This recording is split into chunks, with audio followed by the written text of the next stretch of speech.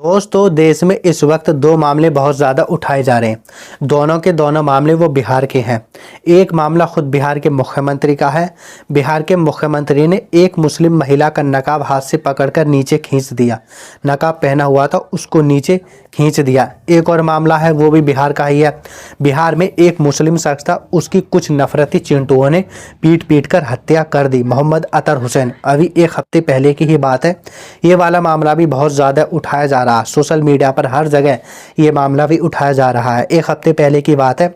मोहम्मद अतर हुसैन फेरी लगाते थे। फेरी लगाकर एक दिन वो लौट रहे थे। शाम हो गई थी, लेट हो गए थे। उन्हें लौटते में ही कुछ नफरती चिंटू मिल गए। रास्ते में जब नफरती चिंटू मिल गए, उन नफरती चिंटुओं ने मोहम्मद अतर हुसैन को रोक लिया। मोहम्मद अतर हुसैन की पैंट उतारी, देखा ये किस धर्म से हैं। जब उन्हें यकीन हो गया ये मुस्लिम धर्म से है, उसके बाद नफरती चिंटुओं ने मोहम्मद अतर हुसैन के साथ लूटपाट करी। 17,000 रुपये थे मोहम्मद अतर हुसैन के पास, उनको छीन लिया, लूट लिया। उसके बाद मोहम्मद अतर हुसैन को टॉर्चर किया, उनको मारा पीटा। गरम सरिया करके, जो रोड होती है, गरम सरिया करके उससे मारा पीटा। प्राइवेट पार्ट में पेट्रोल डाल दिया। जो नुकीली चीज़ होती हैं उनसे कान खींच लिए, कान काट दिए। और भी बहुत सारी चीज़ें उन्होंने की। नाखून है ना, नाखून भी उतार लिए। ऐसी ऐसी चीज़ें की मैं यहाँ बता नहीं सकता। सीने पर चढ़ गए, गला दबा दिया, पेट पर कूदे, बहुत सारी चीज़ें उन्होंने की। टॉर्चर किया और उसी टॉर्चर में मोहम्मद अतर हुसैन की जान चली गई। नफरती चिंटुओं ने मोहम्मद अतर हुसैन की जान ले ली। इसके बाद मामला उनके घर वालों को पता चला, मोहम्मद अतर हुसैन के घर वालों को। मोहम्मद अतर हुसैन के बाद जब घर वालों को पता चला, वो बहुत ज़्यादा परेशान हुए। उन्होंने कार्रवाई कराई। कार्रवाई करते हुए पुलिस ने 4 से 5 लोगों को हिरासत में ले लिया। अब मोहम्मद अतर हुसैन के परिवार वालों का कहना है ये जो कार्रवाई हुई है ना, ये काफ़ी नहीं हुई है। इंसाफ मिले मोहम्मद अतर हुसैन को, हमें इंसाफ दे और कड़ी से कड़ी कार्रवाई की जाए दोषियों के खिलाफ, जो भी दोषी हैं। साथ साथ मोहम्मद अतर हुसैन के परिवार वालों ने बोला है, मोहम्मद अतर हुसैन इकलौता था जो कमाता था। उसके 3 बच्चे थे, अब कौन पालन पोषण उनका करेगा। मोहम्मद अतर हुसैन के परिवार वालों ने यह भी कहा, बहुत सारी पार्टियों के नेताएं मदद की भी बात की, लेकिन अभी तक कोई भी मदद किसी ने नहीं दी है। कांग्रेस पार्टी ने भी ऐसी ही बहुत सारी चीज़ें बोली जो भी मोहम्मद अतर हुसैन के साथ हुआ। साथ साथ कांग्रेस पार्टी ने बोला जो भी दोषी हैं उनको कड़ी से कड़ी कार्रवाई की जानी चाहिए। और इसका जो जिम्मेदार बताया कांग्रेस पार्टी ने, वो बीजेपी और आरएसएस को बताया। कांग्रेस पार्टी ने लंबी चौड़ी बात कही, साइड में पढ़ लेना। उन्होंने लिखा, मोहम्मद अतर हुसैन फेरी वाले थे, उनकी कुछ नफरती चिंटुओं ने हत्या कर दी, उनको मारा पीटा। जो जो भी उनके साथ किया ना, कान खींच लिए, नाखून खींच लिए और गरम सरिया करी, उससे मारा पीटा, प्राइवेट पार्ट में पेट्रोल डाल दिया, ऐसी बहुत सारी चीज़ें करी। सारी की सारी चीज़ें उन्होंने की और उन्होंने कहा ये जो भी कुछ हो रहा है बहुत गलत हो रहा है और दोषियों को कड़ी से कड़ी कार्रवाई की जानी चाहिए। समाज के नाम पर ऐसी जो हरकतें हो रही हैं ना, वो कलंक है। साथ साथ कांग्रेस पार्टी ने यह भी कहा इसकी जिम्मेदार बीजेपी है, इसकी जिम्मेदार आरएसएस है। कांग्रेस पार्टी ने यह बोला बीजेपी की जो नफरती राजनीति है उसने इस तरह की हरकतों को अंजाम दिया है। इसका जो भी परिणाम है ये सब बीजेपी की वजह से ही हो रहे हैं। जो बीजेपी पार्टी है ना, नफरत फैलाती है, इसी वजह से ऐसी हरकतें हो रही हैं। लोग इंसानियत को खो रहे हैं, हैवानियत को लोग अंजाम दे रहे हैं। सारा का सारा ठीकरा कांग्रेस पार्टी ने बीजेपी और आरएसएस पर फोड़ा। सारा का सारा जिम्मेदारी बीजेपी और आरएसएस को बताया है। अब इसी पर लोग और भी सवाल कर रहे हैं। अभी कुछ ही दिन पहले बहराइच में एक घटना हुई थी, हिंसा हुई थी। उस हिंसा में राम गोपाल मिश्र की मौत हो गई। राम गोपाल मिश्र की मौत गोली लगने की वजह से हुई। इस बात की जानकारी पुलिस ने दी। जब राम गोपाल मिश्र की मौत गोली लगने की वजह से हुई, मामला कोर्ट पहुंचा तो उसी वक्त ऐसी बहुत सारी चीज़ें चली। राम गोपाल मिश्र की मौत जो हुई है ना, उनको टॉर्चर किया, एक विशेष धर्म के जरिए उनको टॉर्चर किया गया, उनको मारा पीटा, नाखून खींच लिए गए। बहुत सारी सोशल मीडिया पर ऐसी अफवाहें चलें। जब ये अफवाहें फैली तो बहराइच की पुलिस सामने आई, उन्होंने ऐसी अफवाहों पर रोक लगा दी। बहराइच की पुलिस ने बोला ये जो अफवाहें चल रही है ना, ये फेक है, ये जितनी भी अफवाहें चल रही हैं ये फेक है। राम गोपाल की मौत जो हुई है ना, वो गोली लगने की वजह से हुई है, ना कि इस तरह की हरकतों की वजह से। बहराइच पुलिस सामने आई और उसने खुद ट्वीट करा, इस बात की जानकारी दी।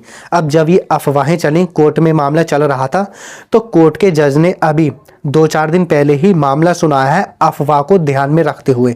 जो अफवाहें फैली ना, उसी को बेस बना दिया और मामला सुना दिया, सजाए मौत दे दी जिसने गोली चलाई, और साथ साथ जो लोग उसके साथ शामिल थे, जो दोषी थे, उनको उम्र कैद की सज़ा सुना दी। खैर, सज़ा सुना जानी चाहिए, जो भी दोषी हो उसके खिलाफ कार्रवाई की जानी चाहिए। लेकिन जो बहराइच पुलिस ने बताया था, ये जो भी कुछ हुआ है या जो भी कुछ बोल रहे हैं लोग, ऐसे ऐसे मौत हुई है, ऐसा नहीं है गोली लगने की वजह से मौत हुई है, ऐसा नहीं है टॉर्चर कर कर मारा गया है। तो कोर्ट ने पुलिस की बात पर क्यों यह यकीन नहीं किया? बहुत सारे लोग ऐसे सवाल उठा रहे हैं, बहुत सारे लोग ये भी कह रहे हैं या तो कोर्ट झूठ बोल रहा है या फिर पुलिस झूठ बोल रही है। अब उनको मौत की सज़ा हुई है और 8-9 लोगों को उम्र कैद की सज़ा हुई है।